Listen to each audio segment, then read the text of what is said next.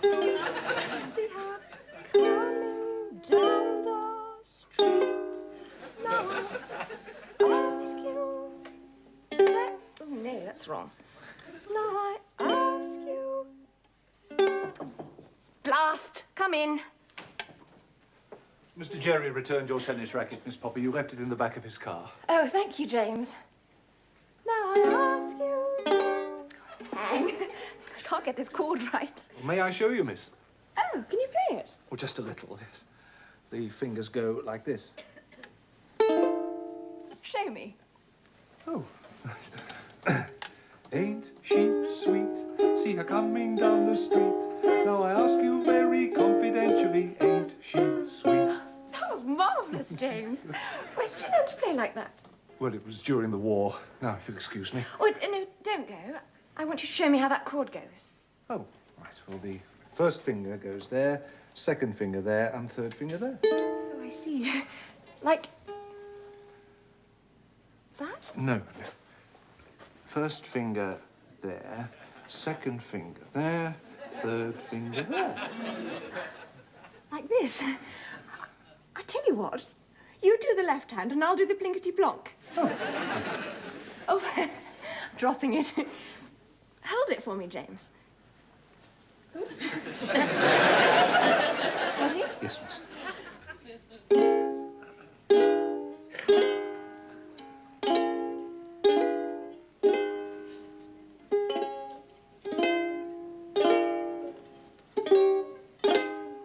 Oh, this is marvellous. Let's sing it. Right.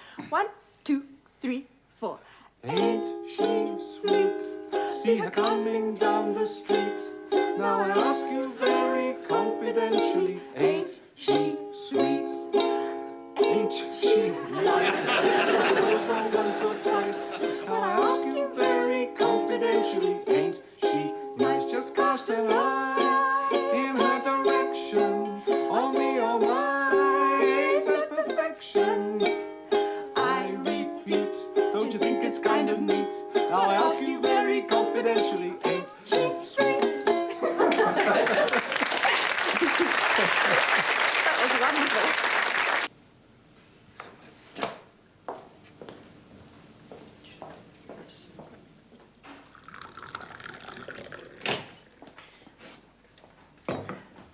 Do you want a cup of tea, Ivy? No, thanks.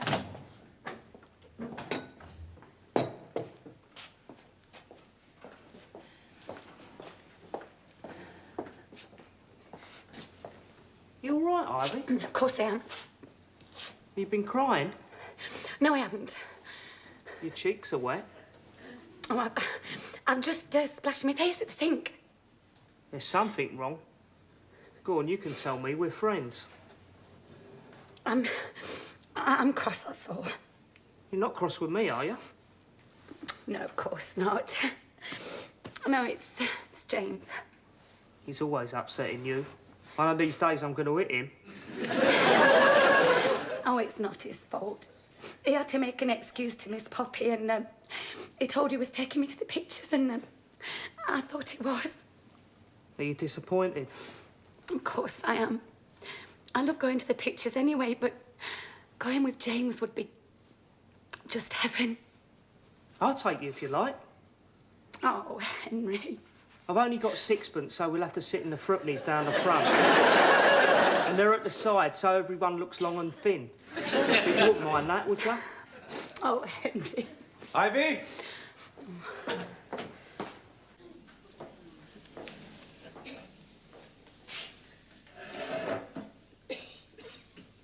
You're looking a bit forlorn, Mr. Twelvetrees. Sometimes it's very difficult to accept the hand that the good Lord has dealt us, Mabel. Don't I know it? He's dealt me some rotten ones lately. Kept all his trumps up his sleeve. Excuse me, Mr. Twelvetrees, but did Ivy say anything about, you know, in advance?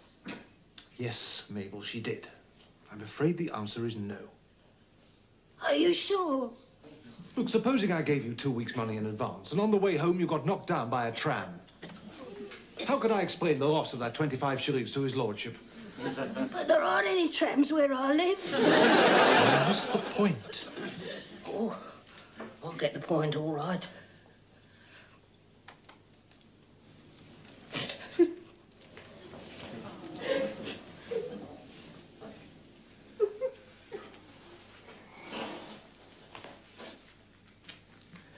Mabel, there's £1.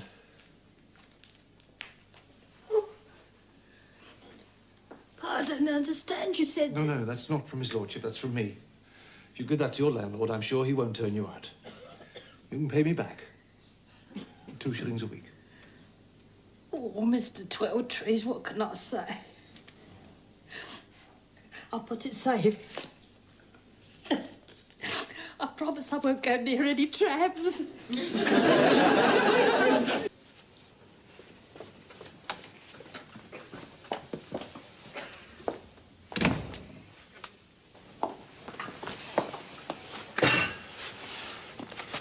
The little cat. I noticed she didn't tell her off when she said knickers. If I say knickers, I get into trouble, but if she says knickers... That will do, Ivy. Well, I want you to protect me from all those rough men. If you ask me, it's the rough men who need protection from her. She doesn't care tuppence about the poor. It's just an excuse to get you down there with her. You're talking nonsense, Ivy. No, it's the truth, and you know it. The only person in this family who cares about us is Miss Sissy. That will do, Ivy. You've said enough. No, I've got to speak my mind. I know you're mad about Miss Poppy, and it wouldn't be so bad if she wasn't such a little cat. All I want is for you to be happy. When you care for someone very much, that's the most important thing. Their happiness. Well, there's nothing wrong with that, is there? Oh, please don't cry, Ivy.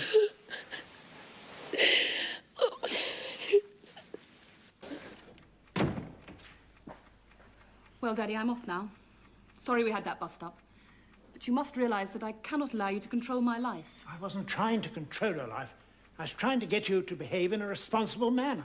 You must realise, Sissy, that everyone in this family must behave in a responsible manner. Except George. You keep out of this, Teddy. You must try and see it from my point of view. What are they going to think at the club when they find out my daughter is a Bolshevik? I am not a Bolshevik, Daddy. I'm just trying to do something for the poor. Oh, my God, what a mess. A brother who keeps getting servant girls into trouble, and a daughter who's a socialist. And a mistress who's a high-class tart. Even if it is the truth. Goodbye, Daddy. Sissy, please don't go. I'm sorry, Daddy. I must.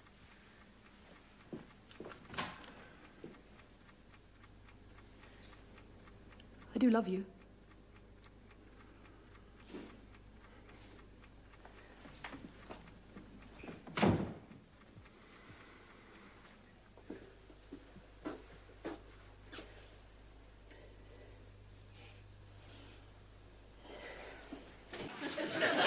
Ivy, Miss Poppy's napkin is in the wrong place. Oh, I'm sorry, Mr. Twelvetrees. It goes on the plate, doesn't it? Mr. Twelvetrees, do people go to these servants' ball in couples? I'm not acquainted with the transport arrangements. No, I mean, are you going to take Mrs. Lipton? Certainly not. That is Mr. Stokes' responsibility. Who will you be going with? Ivy, you're a very nice, kind girl, and I know what you're hinting at. But I really cannot be tied down to any personal arrangements with you. I shall go to the ball, you will go to the ball, we will all go to the ball, and that is all there is to it. Now, please get some matches to light the hot plate. Mr. Twelvetrees.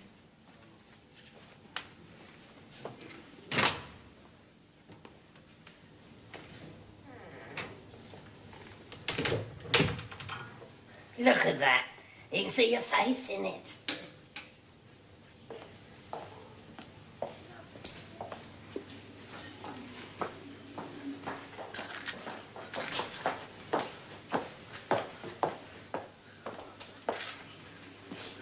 I've come to black the Great. All right. I've been thinking about this ball thing. So have I. Have you got a cold? A bit. You want to get rid of that in time for the ball? I will. Look, Ivy, I've been thinking about this all night, and if I put it off any longer, I'll lose my courage. Could we, like, go to the ball together? I mean, would you go with me? Oh, Henry. I suppose I'll be saddled with Mrs. Lipton. Hey, you could take Mabel. Don't be absurd. You've got very little choice. It'll have to be Ivy. Why do I have to go with anybody? Why can't we all go together? Oh, come on, you know she's crazy about you. I can't think why. It's a bit simple, of course. She's a very nice girl. Then why don't you ask her then? Have a bit of heart, she'll be over the moon. Here are the matches, Mr. Twelvetrees. Thank you, Ivy. Ivy, regarding the subject of the ball that we were discussing a few minutes ago, Oh, yes. I've been speaking to your father, and on consideration, I am prepared to escort you to the ball. Oh, I see. At the same time, I must ask you to promise me that you won't get overexcited like you have done in the past. Cause me any embarrassment. Is that clear? Yes, Mr. Twelvetrees. Good. Well, that's settled then. I'm afraid not. I'm going with Henry.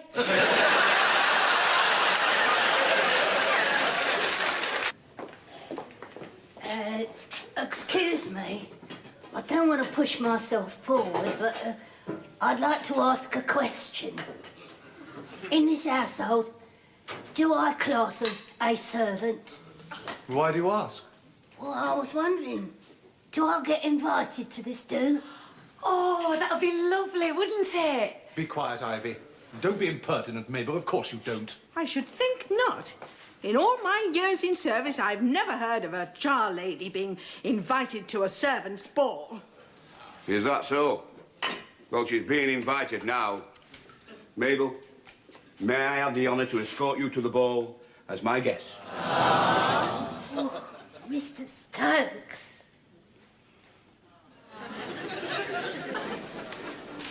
Oh, Mr. Stokes, I hope I haven't kept you waiting. Where have you been, Mabel? Well, I had trouble on the bus. I couldn't sit down with this busful. It doesn't look old-fashioned, does it?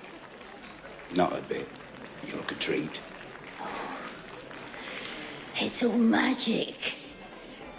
I feel just like Cinderella. Yeah. And I'm your Prince Charming. Come on. Mr. Stokes.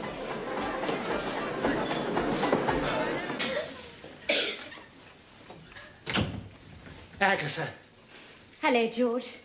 my darling. No, George. It's all over. What? It's got to stop. But I haven't started yet. It was a terrible scene last night about us. Rafe's forgiven me, but he's made me promise I'll never see you again. Then why are you here? I had to tell you, and then I'll never see you again. You know you could never not see me again. I'm going to try. You don't have to. I couldn't sleep at all last night, thinking about the two of us. And I've come to a decision. Let Rafe divorce you. I want to marry you. But, George, think of the scandal. The Royal Enclosure, the House of Lords, your club. And what would Reith say? He'd never let you be a BBC governor. I don't care. You'll have to manage without me. You'd be ruined. What does it matter? Love makes a poor man rich and a beggar very rich, isn't it? But you lose all your friends. I don't care. I'll have you. That's all I want. Oh, I should be frank. I've had a few business setbacks. I may have to draw my horns in a bit. Oh, George. No, but I've worked it all out. If I sell up here, I'll have enough money to buy a little house for us in Wimbledon. Where's Wimbledon? Well, go over the bridge and it's just past Putney. Really?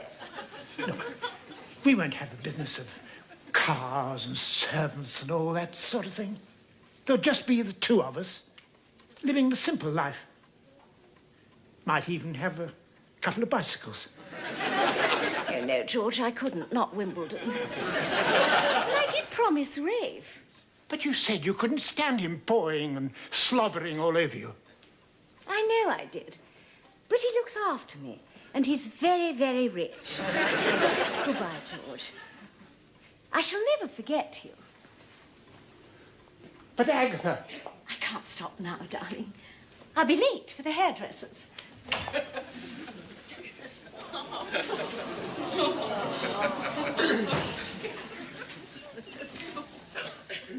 Excuse me, my lord.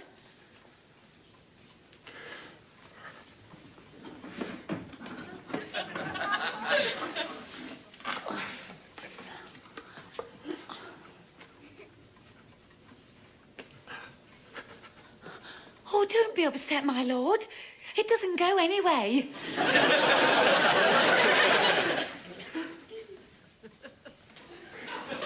You'll have to catch me first. Back, Rose! Come back! Rose, where are you? I'm here. Let the thunder flash and the lightning roar! That's the wrong way round. Doesn't matter. I love you, Rose. I love this woman. I love this woman. I don't care who knows it. Let the whole world hear it. What did you say? I said, let the whole world hear it.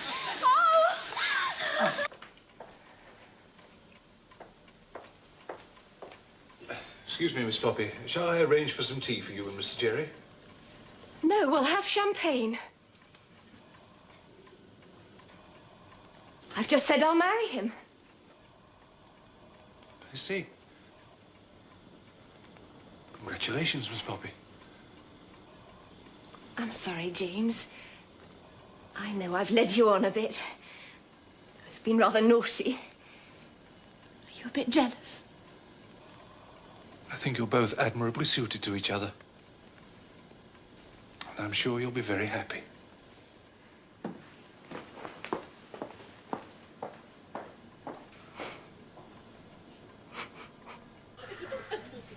Lovely lunch. There wasn't much left by the time I got there. Look, there's James and Miss Poppy. Are you jealous, Ivy? Of course I'm jealous. I wish I was tall and well-built, good-looking, just like him. You're all right as you are, Henry. I wouldn't have you any different.